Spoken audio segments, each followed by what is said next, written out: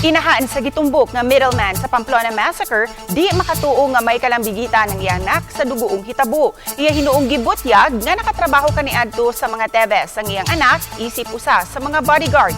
Ani ang report. Sa Barangay Suba, Bayawan City, Negros Oriental, nasubay sa GMA Regional TV ang inahan ni Marvin Miranda nga si Conchita.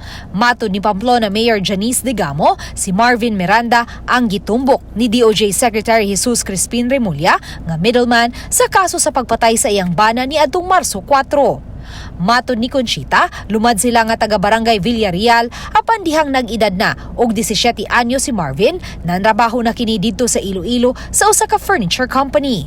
Ug wa madugay, nilarga sa Manila si Marvin diin nakatrabaho siya isip security guard, busa wa na kini mag-ulian sa Bayawan. Muna siya, sir. Mura na akong nakita katong pagdakop niya sa una. Sumo ni imong anak. Oo.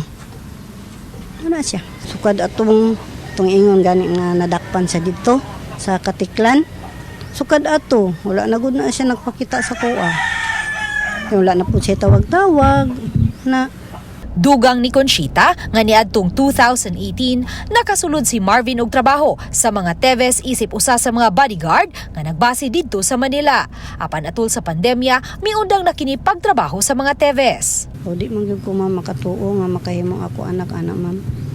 Hindi ko makatuo kay moingon gani ng uban rin ako mga silingan. Ingon sila, manrabaho pa ka, dato na ka. Ingon ko, unsay akong pagkadato? May milyon ako. Sus, Ginoo ko, makasala man ta sa Ginoo. Alas 3 sa kaagahon ng mata ko, manrabaho ko. Wala may gihatag akong anak bisan piso. Sakit man alang kang Conchita nga makabalita na lang nga nadakpan na ang iyang anak uban ni Cleofer Lumayag ug Alfonso Bliss, Luan Merondina, GMA Regional TV Live.